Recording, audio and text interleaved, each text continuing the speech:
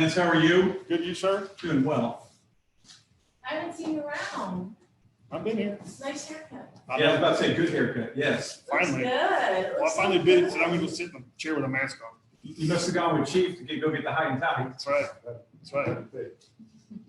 Chief, have you gotten any complaints yet of those seeds from China? Negative. You haven't got a call yet?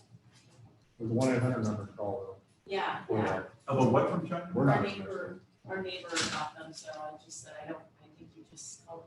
So random packages from China, their seeds. There are 5 states now that are sent to random people to plants, and the health department is saying, absolutely do not do that, or it will kill whatever is around. They don't know what's in it. Oh, interesting. So one of our neighbors got it. They had determined what the seeds are, what. Do we have- No, you saw that too? I'm checking with them. Has not logged in yet. Jeff is not, it's not gonna be able to make it.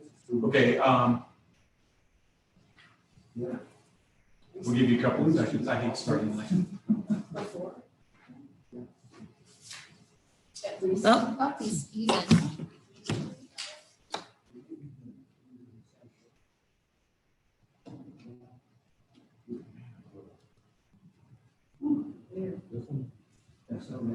oh, sorry about that. Oh, that's all right. I'm the one that's, I just have better vision. Yeah, that's all over now. All right, so I didn't see you had your glasses because I was gonna give you my. Hi, Josh. Hey, Josh. Hey, Josh, stranger. Okay. Can you hear us? You muted. We can't hear you. Okay. Time being 6:31, we convene this work session to order. Please rise for the Pledge of Allegiance.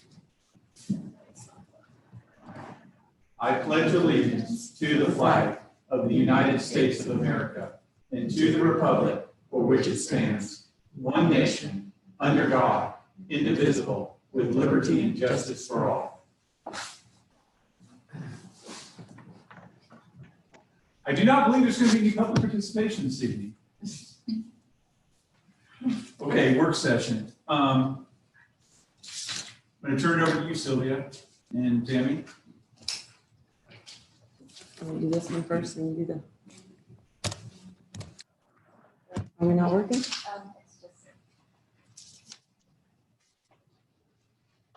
Okay, thank you, Mayor and Town Council. In this not so small paper, you have our latest version of the town budget.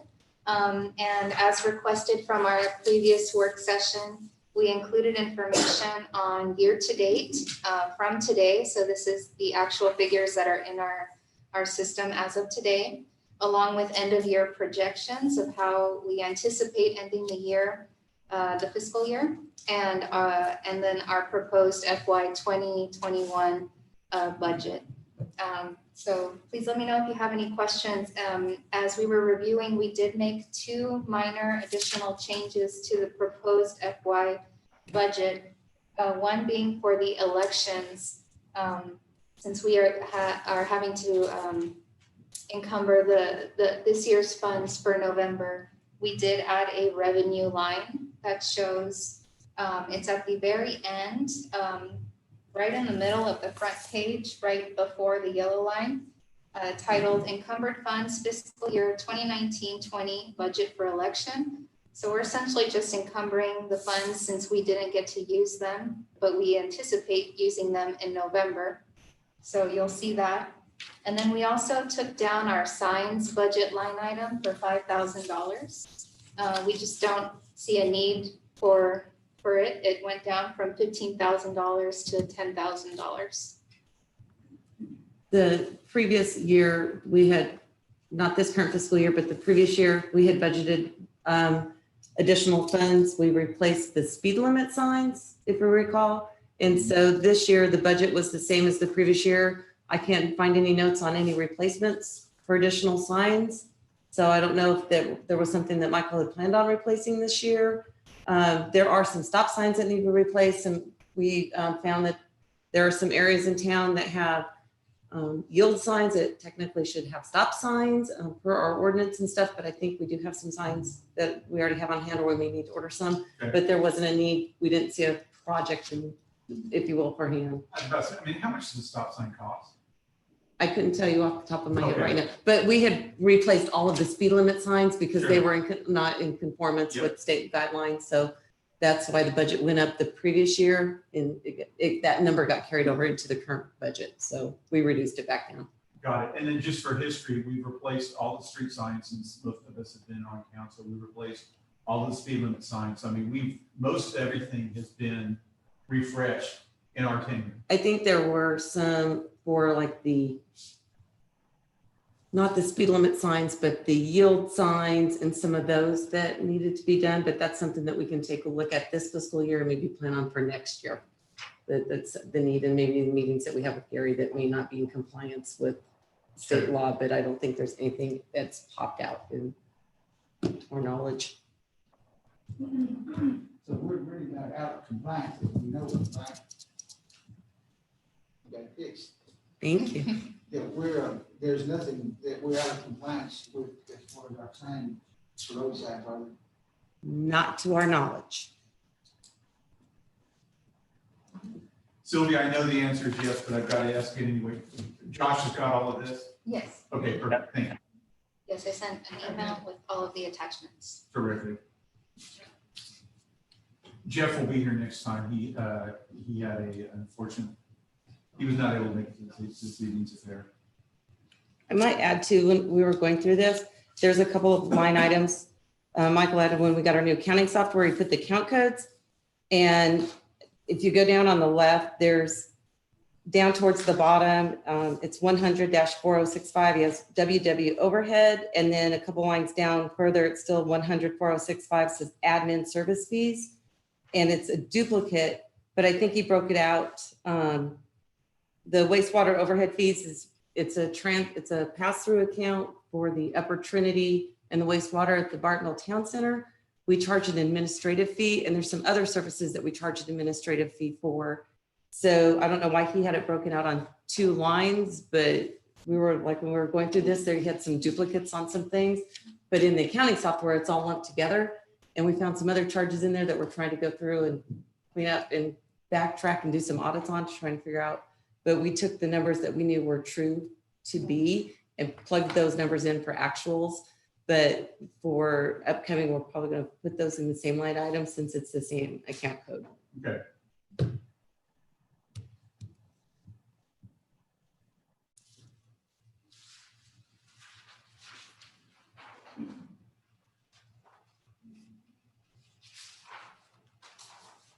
You'll also note that revenues do match expenditures at $1,734,050. With the remainder of the revenues going into the transfer to the INS for tax notes. Which page is that on? So the transfer to the INS tax notes is on essentially the third page. Okay. And it is right above the economic development liability section towards the bottom. There's a line there numbered 170 Okay, yes, okay.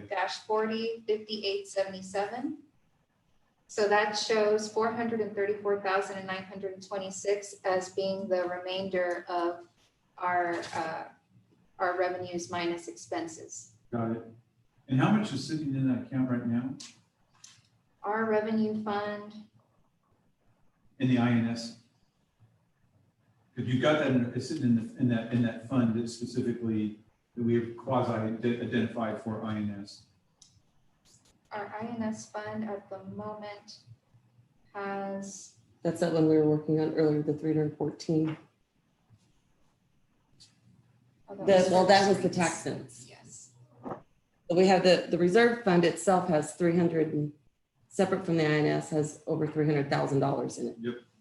And then the INS fund itself currently, Oh, it has the 1,240,702. That's as of our latest monthly balance. Okay. And the outstanding notes at this juncture are, That is, your tax notes. yes. So we have the tax note that we just issued a payment on, if you'll give me a second. No worries.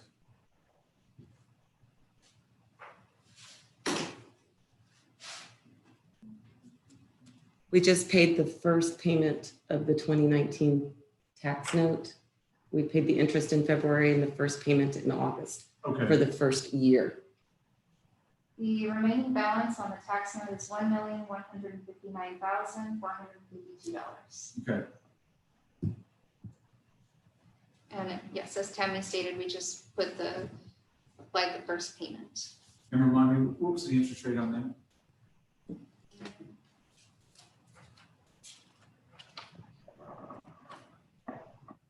Sorry, I didn't. No, no problem. Expect to make this a midterm. I don't have that information with me, but I can certainly follow up. Okay, so council, what I'd like to do is just go through the general budget and then let's go and start talking about salary increases and do that at the end of the process. Does that work for everyone? Okay. Josh looks like he agrees. I'm good. I'm good. Yeah, I'm looking at the numbers. Oh, thanks, buddy. And then after that, ask a couple questions. Oh, please continue. I mean, as you're going through this, please ask any questions anywhere you'd like. Okay. And if you use your microphone, then when you talk, Josh can hear better. And just bend it down some. There you go. Thank you. Okay, so my question is, and I've heard it talked about, but I would just love clarification on the islands, you know, where the mowing and maintenance and taking care of. Can I know, is that in the budget? Is it not? Who does that? Because I'm getting numerous people asking me when that's going to be done, and I don't know the answer. So I said I will check with y'all. Well, that's a very good question. What we did this year is going to be a little different. In addition to Old Town Maintenance, Community Development Corporation, they maintain where the horses are and the water well on the corner. They're going to absorb the cost of the medians. The town was alternating the maintenance with Lantana, and we were trying to alternate every other month. And we were having our landscaper do it versus their landscaping company. I reached out to Kevin Mercer. Let me back up. The town was absorbing that cost of, what was he? Our bill was like, it was over $1,000 each time our landscaper did it. I reached out to Lantana, and so he called and said, well, how, this 70-30, I'm gonna reach out to Double Oak. So how would, if we just do it every month and you pay us $373 a month? And I said, that sounds fantastic. And that cost is going to be absorbed through the Community Development Corporation. Perfect. And when do we anticipate this? They're going to start doing it. So I can't say this is going to be, And tomorrow, but it's yes. Once a month mowing. yes. Perfect. So they said they would go ahead and take that. His landscaping company would do it. I told him, and he said even if Double Oak wouldn't do it, that he would probably still go ahead and just do it to make it look nice. And Double Oak, what they're doing, There's always between Double Oak and Copper. they let somebody go out on a mower and do it. Okay. Got it. Well, there's always seemed to be nice. Josh, can you hear me okay, or do I need to? come Yeah. next to my? No, I can hear you. We're good. So, got it. Well, and I know, because I know we had Jeff go out, Jeff went out there once and mowed him, and Chief supported him to make sure he didn't get killed.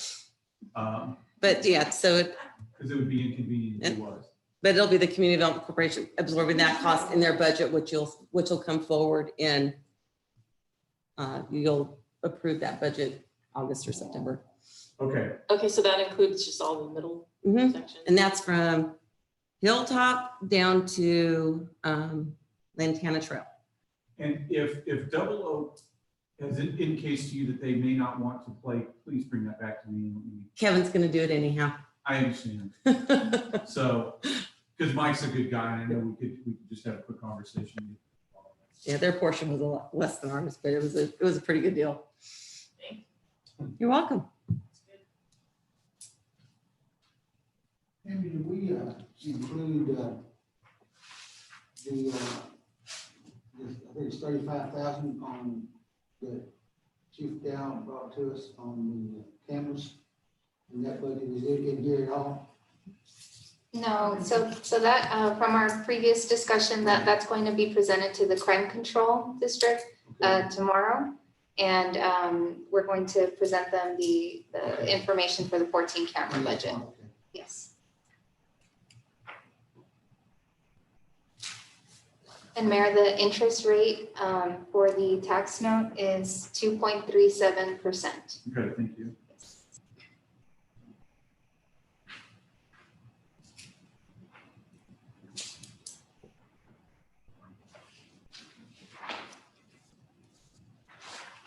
Jack, when you stepped out, I basically made the recommendation, let's just go through this and then we'll go to salaries.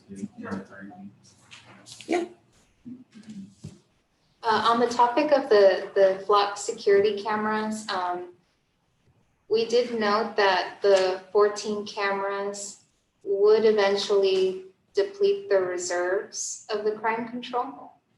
Just to note that, and that's at fully funding 14 cameras, and that's also based on a conservative approach of keeping all revenues and expenditures the same throughout years.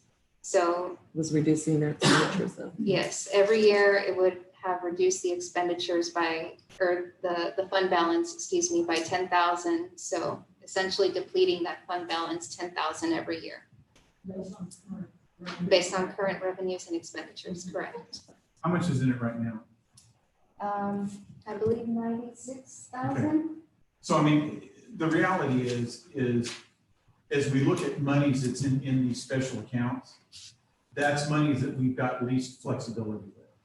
So if I will tell you, if I had a choice of $90,000 in the general fund or $90,000 in crime control, I would want it in the general fund, because then you guys we've got more flexibility to say, we want to do it here and here. And the other thing is I mean, let's face it, I think we're all in agreement on the cameras. If we need to pull some out of additional revenue, out of the general fund to make sure that this stays whole, that's something that actually can be done. That's good. Good enough. And Chief, do you have any firm dates as to, or any ideas about Copper Canyon or surrounding areas, Double Oak on participation in that? I don't foresee Copper Canyon getting involved in the near future. Double Oaks, nowhere close. So, I mean, Flower Mound is, they're in the process. They're probably about where we're at. Argyle is in the process. So Bridget, the why, Copper Canyon doesn't even have their own police department. So they contract with 2 officers from the county. So I mean, again, it's not high priority for them. Double Oak is, our revenue is growing, theirs is staying pretty flat. So we've got a little more flexibility. And in Denton? She's, I think she finally reached out to them. So she's kind of been helping her a little bit, but she reached out to the sheriff's office. They don't have them yet. And Denton has got other things that they're worried about right now. So I don't know. What are your thoughts on getting that activated if there's no other participation in the surrounding areas, and what benefit that can be to you? Well, there's still other agencies around us that are going to have them. Louisville, Highland Village, Flower Mound, Argyle, Roanoke's entered the talk. Trophy Club, not really that interested in it. So there's still people close enough to us that we can all participate. So What I would say, Clay, is the bad guys are going to figure out where this is and where it's not. And I think you either become a hot spot because you don't have it. I mean, it's, again, you go where the pickings are easier. And we don't want to be the easier pickings. Yeah, I would hope that the word would get out, that everybody participating in that way. The exposure itself sometimes would help eliminate the criminals who take not coming more. sure. And I will say, since my husband is deeply embedded in the law enforcement, right, works with the chiefs and sells software to them, that because of all the rioting and unrest right now, that word on the street is that, law enforcement's starting to pick up on going digital, doing things like this. So I think by the end of the year, I think it'll start to explode. So bad or good. And again, it's not just for criminal activity. There's other things we can use it for, you know, Amber Alerts and those things. So. So Flower Mound money, this is the last year, or is next year the last year? 2022. Okay. We got 2 more years, okay.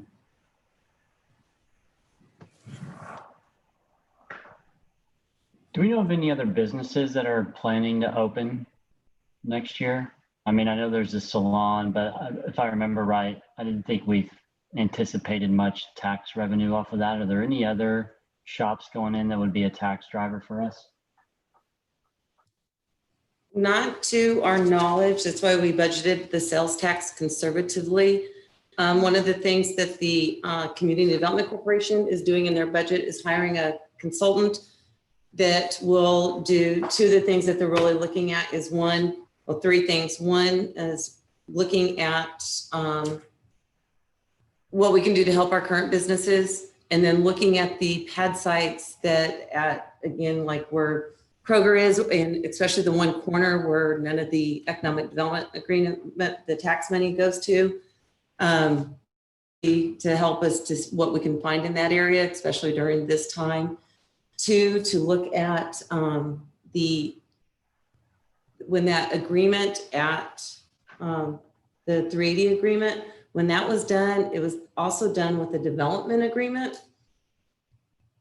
So there's not only the 380, there's a development agreement. That development agreement expires next year. And so what that development agreement did was gave all the permitting and the development restrictions, everything to the Denton County Freshwater District. So this consultant will review the agreements, look at what's best for the town, and see if there's any negotiating with either that development agreement or with that economic development agreement to help the town. So we figure that's a good use of economic development funds to help with those 2 agreements, and maybe in part with the businesses, and to see if we can help any future revenues that way. But again, we budgeted conservatively. Our tax revenue, I think in part, our businesses haven't hurt, but with this year we had the addition of Tractor Supply. So, that helped, I think, a little bit. And Tractor is a corporation. You're doing quite well. Yeah. But I think the salon that was anticipated to open isn't opening. That was So, my next question. and so that's another thing we have to send those agreements, because there was funding that had gone out that needs to be those agreements. So that's on my list to do as well. So that salon's not going to be built? And I know Marty was going to have like a coffee shop, and all that's gone now? I don't know the correct answer. I've heard rumors, so I have to look into that, because there's certain portions of that agreement that they haven't abided to at this point. So we have to send notifications, and that's when we'll get clarification what's going to happen with that or not. So I can't say I've not been told firsthand, but I've heard rumors. Which would make sense given everything that's going on right now. But I heard before COVID happened that was happening. Got it, okay. But again, I don't know. And that's also reflected, there's a line item in our building permits for commercial. To date, the town has only received 2,700 in revenues from those building permits. So it's a bit lower. We're projecting conservatively for next year. But the residential permits are on the rise. We're expecting, we received house plans. We're still waiting on the rest of the, we're waiting on the surveyors. They messed up, but the 17,000 square foot house, their building permit's gonna be about $12,000. So that we're expecting that revenue in by the end of this fiscal year. So one average house, brand new house, brings in about anywhere $4,000 to $6,000 for a building permit for new residents. That we're getting a couple of those a month, it seems like. Is that 17,000 foot, is that residential? Yes, sir. You're about the size of your mother-in-law's suite. Not big. It's So, beautiful. I got the plans in there. I think we're going to see a lot of movement in this direction, quite frankly, with what's going on. You're going to see, people are going to want to come out to the suburbs, and especially, you don't have to commute. Telecommute from Bartonville or telecommute from downtown Dallas. Do we have any more questions on this? And I'm not rushing you, so take your time.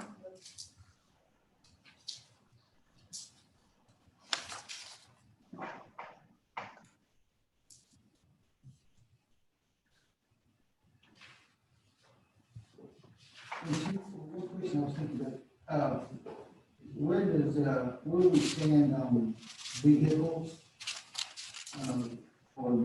For purchasing, as to mileage, where we stand, where we anticipate having to do something new with that? I say we probably have at least 2 more good years Okay. before we'd have to even, unless we have some sort of catastrophic failure. But they're maintained well, and we don't even have 50,000 miles on either one of them, I think. Pretty sure. So yeah, we're not even close yet.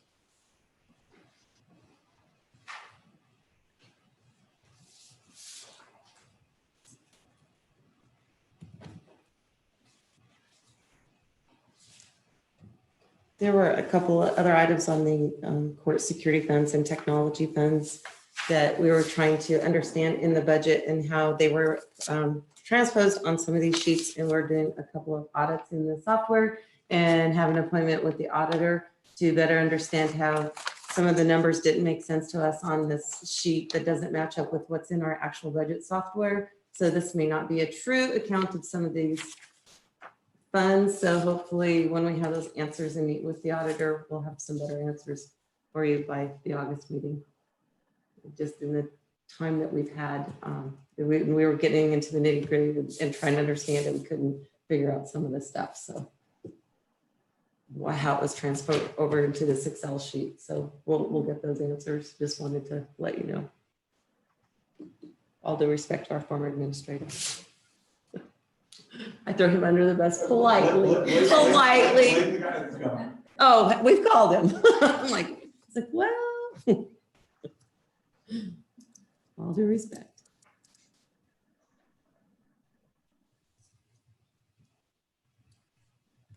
And there's also some funding in here that has to come out, and we tried to take most of it out on funds that we've spent on COVID supplies. Yeah, I saw that. And so, and then there's another sheet of paper that we gave you. And this is the CRF budget that we're going to submit to the county. So the county's giving us $95,205. We opened another account for that. We'll be coming back with the budget amendment because you'll see like the street fund. We're over budget now. We have to do a budget amendment from the street projects, from the striping that we just did, or the striping, and creating that new fund for the COVID money. So then we'll bring back this budget, and this is a changing budget, but they won't give us the funds until they have a budget in hand. I attached the federal guidelines on how the funds are used. So if you look on page 3, the non-exclusive examples of eligible expenditures, if you look at 1, 2, 3, and 4, and 5, those go in line with the categories that the county created. It's an additional, it looks like this. So it's this additional sheet that I gave you. It's not part of our budget. So if you look at the paid to date column, it's pretty much our categories are going to be in category 2, 4, 5, and 6. To date, we have spent $22,667. In the line item, public health communication, that's legal services, communication, enforcement of public health orders. To date, most of that's been legal fees, $8,134, disaster declarations, everything that we've done with legal on going through that, understanding that, getting confirmation of what all of that understands. And so we anticipate, we took what we were averaging per month and projected that out through the end of the year for consultation services. PPE supplies, disinfectant supplies, the computer equipment, everything that we need to do the Zoom meetings and the work from home, upgrading the iPads to similar Chromebooks. They recommend that we're not using computers that are connected to the network. The Chromebook is even our IT and some of the other cities said that's pretty basic. You can use the Zoom, connect to the iPads that we have are a hand-me-down from the county that we got for free like 4 or 5 years ago. We figure a Chromebook, if we get in that where we can't even come into a meeting like that again, that replacing those, that'll be a little bit better for using as technology, that we have the 2 that we can use here, or to have checkout for those, especially some of the board members that are not comfortable using their own equipment at home, that gives them a better tool than the iPad. We found some of them had a hard time on the iPad trying to maneuver it, without having a keyboard. It was a little bit better. There's police salaries, portions of that we can use. Our officers couldn't take any time off or any leave during the pandemic when it started. There's some guidance from the county that we could use some of the funding for police salaries, not anybody else's salaries. So we put some of that funding in there for that. Again, telecommuting, and then business grants and economic support. The Community Development Corporation funding spent about $6,700. That funding can go back into the Community Development Corporation budget. And then any other funding, we put like $20,000 to balance this budget out that we could do for small business grants. And we came up with some guidelines that we were given through some other cities that our town attorney has done work for, and some examples that will hopefully bring forward some examples for the council in August, that we could do some small business grants for some of the businesses here, so the money stays in Bartonville to help Bartonville businesses. And we just wanted to present that to you so you could see an example. Good stuff.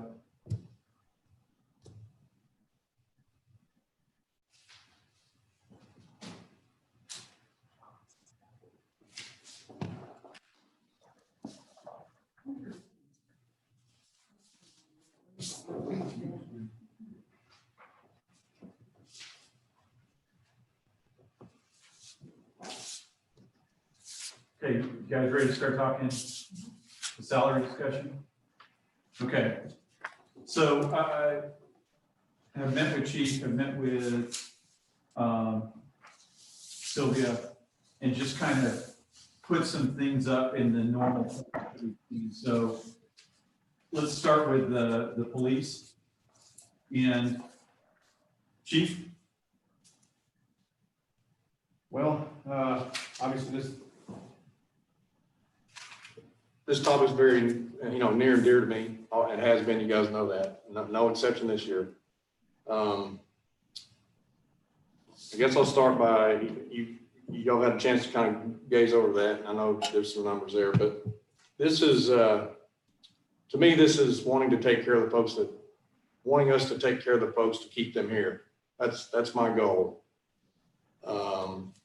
When we lose somebody because of salary, that, we shouldn't be doing that. We should be in a position to keep people. And like I discussed with the mayor, if they're going somewhere to better themselves, I understand that. That's my goal is for them to train them up and to get them in the best position that if they do decide to leave, that they're going, they may leave for more opportunities or, advancement or whatever the case may be. That's fine. But if they're leaving to go basically from one situation to the same situation in policing for money, then I think that kind of bothers me a little bit, because it's hard enough to hire people and retain them these days. It's very hard to hire people, I can tell you. And if we can't offer them something, we can't do anything about the insurance benefits because they are what they are. Those types of benefits, we can't do a whole lot about, but that's one thing that we can look at and make a difference in, is the salaries. So It's not a selfish thing. It's something that I think these officers deserve, and they work hard. They do a lot. They do a lot more for that amount that they get paid than most officers do it at bigger agencies. So that's kind of where I stand on that. So, and it just popped out, you got on the column proposed 3%. As I look at the numbers between last year and this year, it looks like it's 10%.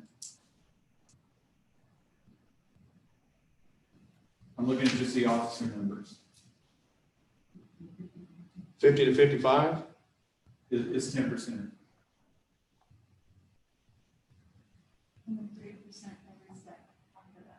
Yes. It's not a 3% increase from the 50,000. It's a 3% increase from that starting number. Okay. So you're proposing a 10% pay raise? Yes, based on the agencies close to us that where they start at. You can see those numbers there, and the two in particular, North Lake and Argyle, and then of course it goes downhill from there. But those are the departments that we're going to lose people to. That's why I interjected that number there. Yes. Do I have what you guys are looking at? Did you send that to him? I didn't send it to him. Got the yellow roll on it. You have that, Josh? No. Listen, We'll get it to you in just a second. Okay, thank you. No, it's this.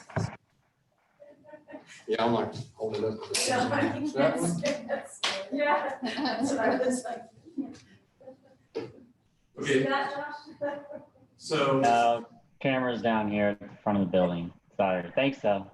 you need to redo this, and it needs to say proposed 10% again. You just need to be very upfront with what's on here. I wasn't hiding anything. I just picked a starting number. That's why it looked that way. So since I can't see it, is what you're saying is to increase the starting salaries from 50 to 55, but then in addition, take where the current salaries are for the existing police officers and bump them 3%? Or is it existing salaries and bump them 10%? So right now, Josh, we have a 5-step plan that we put in place. So every year you go up a step. Right, Between each of those steps is 3%. right. But at each step, the chief is proposing that we move all of those step numbers up 10%. So there's still 3% difference between each of them, but the salaries themselves go up 10%. Okay. So, to answer, Josh, you're right, you're proposing 50 to 55 to start out, because that's Right. what's competitive. And then that other, It's 3% on the step plan. right, from the starting point of 55. Okay, So yes, if you look, you can look at it that way too. You can say, okay, yeah, I'm trying to bump up the starting pay 10%. If that's how you want to look at it, but I'm picking a starting pay based on some of the data that I collected on the salary survey from other agencies. So the ones that I'm particularly looking at are the ones closest to us that we could possibly, because I can tell you that these officers constantly talk to other agencies because they back each other up, and these are the things they talk about. How much you get paid, this, that, and the other thing. So they're constantly recruiting each other. And that's how we lost the last one. Are we at risk of losing another one? Well, I mean, there is some talk. I mean, there's some, I can't afford this or I can't afford that. And typically, my experience, that's what they're going to look. And it is what it is. But as I was telling the mayor, I think it should be something that these folks want to, when they have these conversations with other people, that those other people might want to come here instead of our people leaving here just because it's money. Right. It's because we're talking about money. And I think this question came up last time, and I'll ask it again this time, just more from my knowledge. Is there anything majorly different in the role of an officer for what we do in Bartonville versus the surrounding agencies where you got the salary information? Or is job the essentially 99% the exact same job? Absolutely. Okay. Argyle has dedicated detectives. Northlake has dedicated detectives. Double Oak has a dedicated detective. These officers investigate their own cases. So they wear many hats. Like I said earlier, they wear many hats and get compensated as if they're only a patrol officer. But they do these other things. They follow up on these cases. They interview people. They write arrest and search warrants. They do all these things, and they work traffic. Argyle has their own traffic officer. So does Northlake.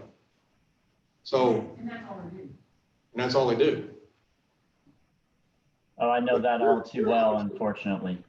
Your officers do it all. On top of driving by and shaking door handles, they do all of it. They change it. They take the trash out. So to answer your question, yes, there's things that we do here that people don't do in other agencies. They get paid more. They do more here. They do more here for less. Basically, you really want to get to it. They do more for less, and they have been. And I feel like in order to keep these folks, because they're good people, they need to be, I think they need to be taken care of. And this is one way to do it. So, So I think Bobby's right in that retention is very important. And we spend a lot of money on training and uniforms and getting them up to speed, and then to lose them in a year or two, to me, is just kind of a waste. So I think the least we should do is to be competitive with the surrounding cities. This is where they're going to end up in Argyle or Northlake or some other place. because these other agencies are hiring. I'm telling you, Argyle is hiring, Northlake's constantly hiring because of the growth that they're experiencing. All it takes is one thing and these folks are gone. And here we go again. And the citizens suffer from that because now we don't have coverage. We don't have people to answer calls. We have to train somebody. It took us, I don't know, 5 months to get one going when we were approved to hire it on October 1st. We didn't have him going until January. So, you know, those are the kind of things that need to be, that you need to know, that when these folks leave, it leaves a big hole for quite some time until we can get somebody hired, if you can hire somebody. Because now we're hiring them at $50,000 when they'd rather go to Argyle for $6,000 more a year. Or if they lateral in, they're at $8,000 more a year. So I'm just asking to be a little bit more competitive and to take care of these folks. That's all I'm asking. And to speak to that, I've spoken to a few officers that also say with the unrest going on, it mentally, makes them rethink, a lot of what they're doing. So I think financial stability would definitely be a little bit of a motivator to know that at least there's support. What unrest environment? Right. Just in general, I think that no matter, what town you're in America right now, it's got to cross the minds. I mean, it does cross the minds that, do I want to continue to be in this, position and do will it come our way? It's just, how can you not think about, as a resident, I think about that, right? And I talk to Chief all the time. Hey, are we good? Are we all right? And he's like, yeah, we're good. But it weighs on their minds. I work with first responders, and mental health wise, it weighs heavily on their minds. I think anything that looks in the direction of support has got to help. Does that clarify that? So it does. Again, I wish it would have been a little more, when it says proposed 3%, and it's 10%, and I didn't notice until now. So, okay. And we're this is a discussion point right now. I'd like to do some fire jobs. You got it? I go back to, Right. you look at corporate, when you hire someone, first of all, you're no better, your organization is no better than the people that you surround yourself with. And fair compensation is so critical in order to keep good people, because you can lose people. For instance, our officers, we lost one to Argyle not too long ago. And the citizens that are are involved with the community take notice that their officers, they like their officers because they interrelate with them. They're doing a great job. You don't hear any complaints about that. So that in itself is worth something to the community because it's the mindset that the community's in, and that breeds more confidence and it also gets morale and so forth. So, you know, and Chief, you know, you've had some trying times in the past, and I understand that, and I know that by talking with these other officers that they're wanting to be a part of this community, and the last thing I would want to see is to be in your shoes, to have to go out and replace someone because of a few dollars here, a few dollars there, because after all, if someone moves because of the economic standpoint, it's because they're in need of it, not necessarily because, well, I'm gonna make $2 an hour more, so I go. Well, that's the mindset of teenagers. But now it's you start looking at professionals. It's a quality of people that you have in the community, and I certainly would hate to lose the officers that we have now with the way that they're standing in the community. I'd hate to lose them to one of our sister cities. Thank you. So again, I look at the budget, it's something that we can potentially afford. I think we come back with a number and take a look at it. But I think there's also, you know, we need to have a conversation, let the other councilmen weigh in on this. I'm not sure that I have an issue with this, but again, we also, you know, my fear is the reason we're in the situation that we are right now, where we can have this conversation, is because of how we held the line. I remember when I first came in, the first budget I looked at literally did not balance because the previous council had gone, they had done some things that were not fiscally responsible. So I think this is something we can absolutely look at. It's something that we can probably afford. The other thing that I would like to propose, but that, you know, if we do that, would also like to give Chief a little bit of discretion that he does not have to bring in everybody at step 1. That he could hire in step 1 through 3, 4 and 5 are still longevity based. Well, so let him hire at step 1, 2, or 3 with his discretion, as opposed to bringing everybody in at step 1, instead of starting fresh and say 4 and 5. For again, that gives room for growth for everybody in there. Well, and that way you don't have to take a 10-year veteran and starting at $50,000 because he's not going to stay here. That's what's happening. So, Because, you know, once you hire someone, you've got a big investment there that you're going to have expenditures for the next 6 or 7 months. And, you know, sometimes it costs you less to keep an employee than it is to go and find you. Strictly because of the expenses it takes in time you spend with the other officers and train them, so you're familiar with our environment, with community and you know, policies and so forth. So, this mayor has been doing that. Well, that is the shift. The shift is to more of a lateral, what are you worth situation. Obviously, you get someone fresh out of academy, there's no room for that. But you get folks, because we require experience, at least an intermediate certificate. So, you know, you got to kind of, like the mayor said, that's another good tool to open up that applicant pool if they know that they have an opportunity to lateral in versus starting at the bottom of the ladder. So if say we do the Microphones, please, so Josh can hear you better. The 10% raise, I guess, we'd get everybody up to where that is. Is there, am I missing it? Is there an overall number already on what that would look like yearly for if we did that with everybody? Yeah, and I'm looking at just the numbers that are in here right now. Yearly for the officers, it goes up roughly 15,000.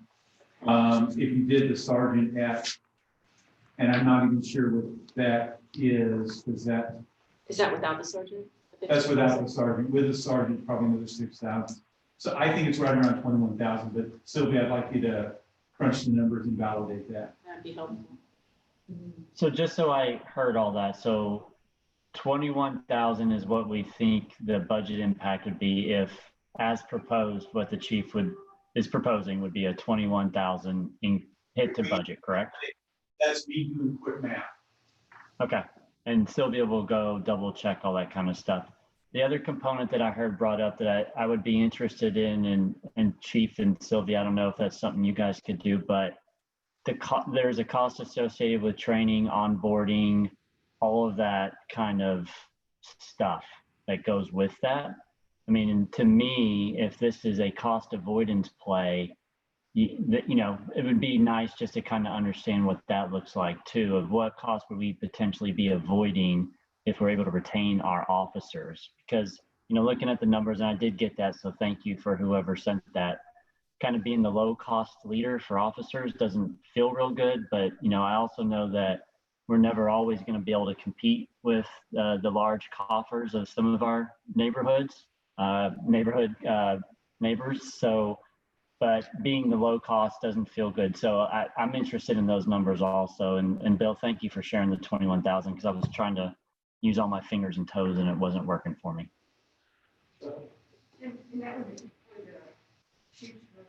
No, that does not. All we're talking about is right now, what I asked them to do was the officers on this. Again, I wanted you guys to be able to see a comparison of what's going on.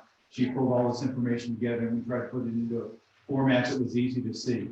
Now, I will tell you, I've heard from a couple of citizens that are going, why are you talking pay raises? Because where I'm working, they're not giving pay raises. And again, I'm okay with giving a pay raise for the officers, and I'm okay with whatever we decide to do. But just understand there's going to be multiple views going on. We're still doing okay as a town, so we're in a position to be able to do it. But Flower Mound's not doing anything this year, but their taxes have been impacted on a negative manner as opposed to where we're at. What are they? Their staff is not proposing any increases to their council. Their council hasn't had a discussion on it yet.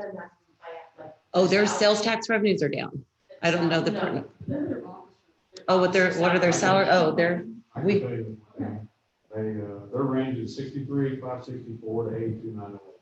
They start at 63. Now, we will listen to them. And do they have their own detectives and all that? Yes, absolutely. Oh, again, that's why we had previously, we had discussions about, even taking a look at consolidating with double, because I mean, we're never going to be large enough to have a detective, which makes it rough, because again, you're better off having somebody dedicated to that, or at least, Chief, you can disagree with me, but that's kind of always my opinion. We're just not fortunate enough to be able to do that right now. This double. Double does have one full-time detective, but they're at 12. They're 12 sworn. They're at 8. 8, okay. 8 sworn. Is that? Yes. Okay, so put the numbers together on that, and let's go ahead and update this, and let's get it out to all of the council. My intentions weren't to mislead anybody on the pay difference. I should have worded it that way, but I just didn't think that. I apologize.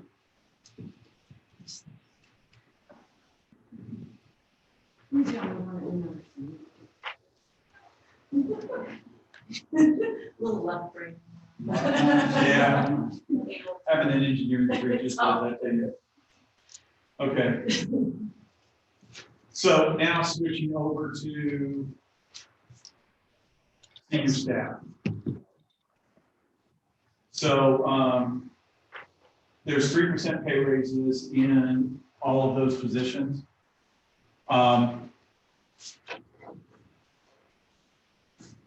So I compiled the past 3 years of salary information for our 3 full-time administrative staff. So you'll see there the salary versus the hourly and the percent change that is proposed. And I would appreciate the opportunity this is reflecting a 3% increase, and maybe in August, if staff could give you perhaps a list of accomplishments or something, and we could maybe discuss a different increase.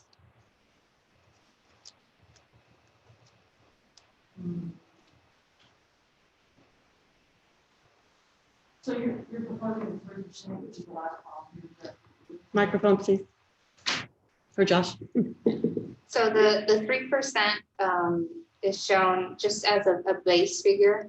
It could be viewed as a cost of living adjustment at 3%. But this is not necessarily maybe staff's request. Staff would still appreciate the opportunity to maybe present a different request for the August meeting.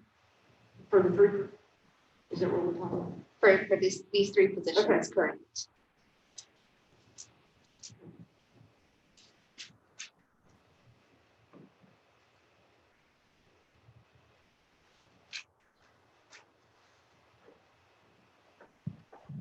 So I think that's fine, but I would sit there and tell you, just be a little careful with this, because the expectation is you do a good job.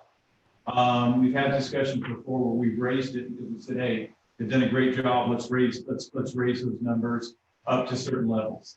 I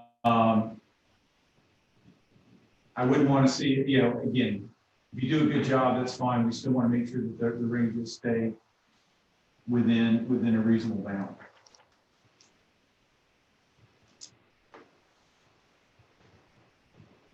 So now I got to be Jefferson here. Well, Jeff doesn't want any of it. So. No, that's not true, but Jeff's always very conservative. It is true. So for this year, we're still looking at the 3%. Is that what I'm understanding? So the 3% was what I asked him just to throw in here as a start. Now I would also sit there and say, Sylvia just started, and again, this is why I hate this conversation, because we're sitting here having discussions about your salary in front of you. It's the most untenable, uncomfortable position in the world. But I would sit there and say, again, I think we need to evaluate and probably think about something with Sylvia where we reevaluated at a point in the spring, as opposed to now she just started. So, if you did it like corporate America, you'd sit there and say, if we gave it 3% cost of living rate, you do it prorated. I don't think prorated is even worth enough to look at. But I think, again, what we're seeing right now in the spring, then that's, then we're going to see something warranted. And that kind of goes along the lines of what we did with Michael as well, because we hired him later this cycle. Yeah, that's completely understandable. And that was, I don't have the information with me right now, but that was in line, at least for my position. My request was going to be maybe at least to have a discussion maybe at the 6-month or 8-month point. And I think that's absolutely reasonable and fair. I do too, and I appreciate it, and so far so good. I'm very impressed. You jumped right in. It's a lot to take, right? And I know that you have to go through some things and organize and do this and that. So I just appreciate your whole outlook on it. So. Thank you. And I'm absolutely a huge cheerleader to the people to my left and right. As Chief was stating, for the officers, I can completely attest the same thing to Tammy and Chief, and that they do so much with very limited resources, and we pride ourselves in the quality of work that we do, and also with with the limited resources, as you can see in the budget, we in almost all of the line items, we are very well under budget, and we wear multiple hats, as you can see. So, I'm very proud to work with these people. And again, there never is a doubt of the quality of work that's done by this organization, which is why we rewarded it up to this past year and raised it multiple times. The question we've always had is, what is fair? Because you can get down to the point of there's a lot of local municipalities where you start looking at some of the pay stuff and you're going, what the heck was the council thinking? I will say this, and I've made this statement before, and I will say this to you, Sylvia. The others have heard this as well. But my background in business environment was that attitude is half the battle winning. And attitude with our city officials and our police department, the people that associate with the town, it's just very positive, and everybody's on they're a team player, and they're on that same team. And when it comes time to step up and take that bat and hit a home run, they're there. And I certainly appreciate that most of all with the staff that we have as well as our police department. And the chief he leads that department, and he does that by example, and I appreciate that. Thank you. So being in private practice for the last 20 years and not in the corporate world, is this typical 3% increase every single year? So what again, I'll tell you what the Boeing company does. This year it was 2.5. Obviously, aircraft production, they haven't been bonuses or anything else. They still did 2.5 pay raise. The way they do it, which I would love to be able to get to it here, is you as a manager, let's say, again, my staff is 70. I get 2.5% of the salaries of those 70 people. I then get some guidance from HR as to how that's distributed, and then that's what gets distributed out. The only time there's ever a pay raise is if there's a change in job position. Now, we have steps up here, we have some other things here. But that's the way as a standard for corporate America. Now, the company I came to before that has done pay raises in the last 10 years 3 times, just because that could be the real estate industry and they were just getting the snot. So a lot of that plays into it. We've been fortunate that we've got the financial resources to be able to do some things. We've kept costs under control. It's a matter of being fair. It's just been a matter of, what is that fair number? The thing that always makes it difficult is there's no place to go. Normally you go to the salary survey. I've got somebody in the mental health facility. I've got X, I've got Y. You can go, HR goes out there and says, somebody with, in construction with 30 years of experience, their range should be between here and here. Boom, it's easy.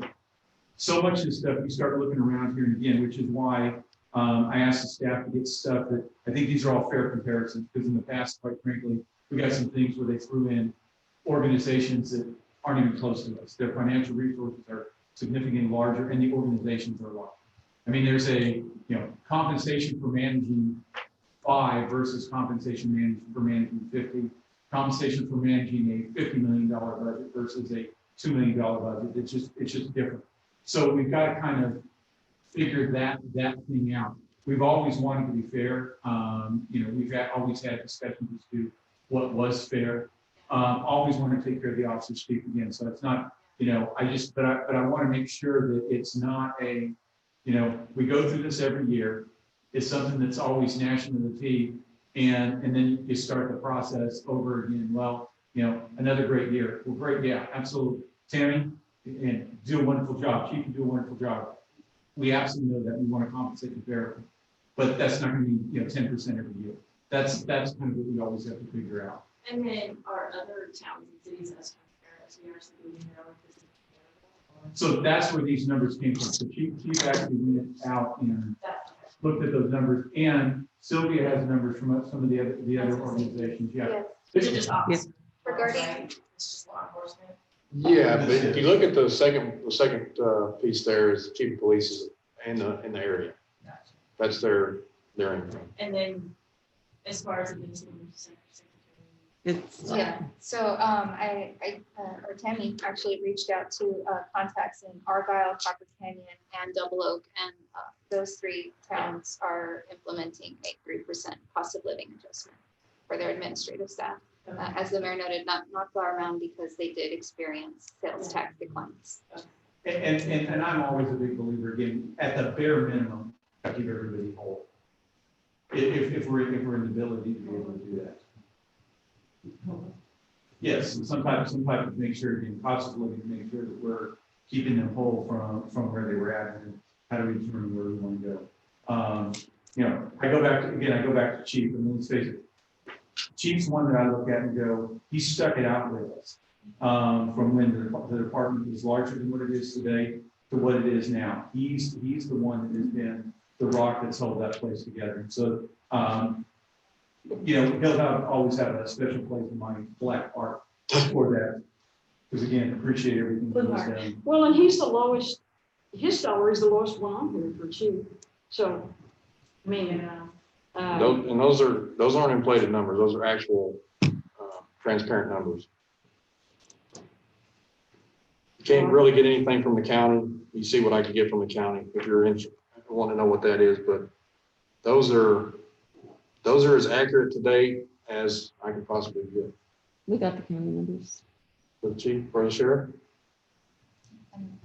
Oh, yeah. we have them. Let's go ahead, let's go and get those, and obviously, it's all public information, so, We have it. okay. Please. And except, I don't. Except for your size, is your day-to-day differ, maybe one way or another, and you get more responsibility, less. Absolutely. The fewer the officers, the more, the, It falls on you. The thing you have with this chief that I can say again, and I'm one that wants to make sure we're keeping things in bounds. But if, of all the chiefs we've had, if you talk about the one that I would want in a foxhole with me, the one that I would trust if the shit were hitting the fan and we were both holding rifles, it would be that man. Whoever.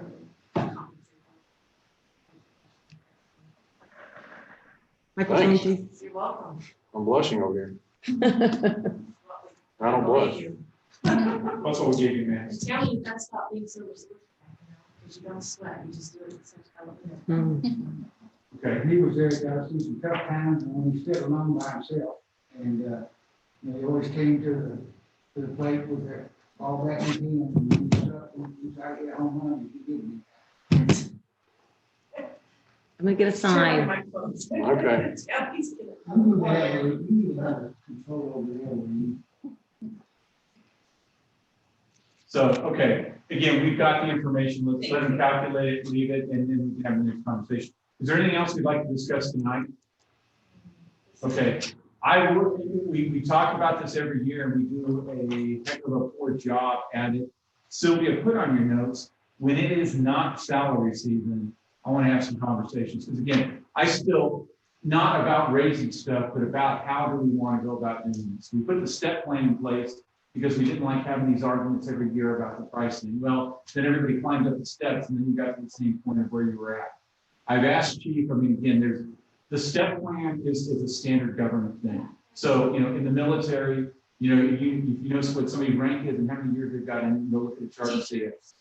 Teachers, absolutely.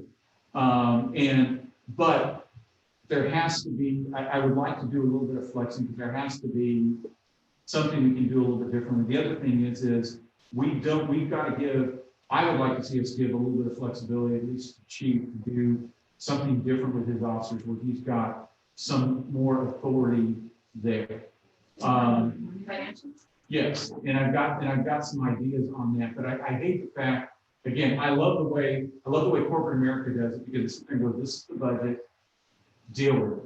And some people may see 4 or 5%. Some people may only see 1% because of that. But what you do is you allow some flex in the work. I mean, right now we're saying, I was using the example earlier, Chief and I are both at step 5. Chief's out there busting it. I'm showing up and I'm doing just enough to keep from getting in trouble. We're making the same amount of money. Again, how do we do that? It's very difficult in a government entity to do that. But I'd like to continue to try to take a look at doing something different. And again, I don't know what that is. Yeah, I'm just going to say that what I would let y'all come all around on until next time is the trend when we go to chief school or management schools or whatever is, and you can see it in Dallas, you can see it in Fort Worth, and even Louisville, is they got away from only hiring folks and putting them through their academy, right? They got into hiring lateral people and having accelerated academies because they're already peace officers, so they don't have to train them. But what they did do is they set up a lateral system to where you're starting and your beginning and max pay might have been spread out a little further than what a 5-step process would be. So the percentages would look differently, but it gives those, number one, you look more attractive to hiring.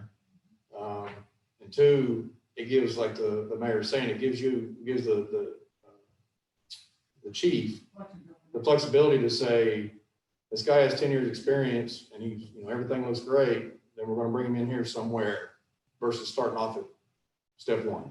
Which is why I'm proposing, give Chief the latitude between step 1 and 3, he gets to sit there and decide whatever he wants to do. Give some more flexibility to him in the hiring process. But we also have to recognize, I mean, we're not, again, for the most part, we're not gonna get the young officers. The young officers are normally the ones that want to kick in doors and do, this is where you come when you recognize that's not what you want to do anymore.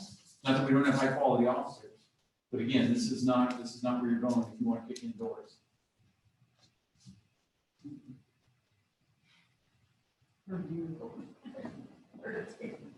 So, okay, anything else we want to discuss? I think we've got a lot to think about between now and the next meeting.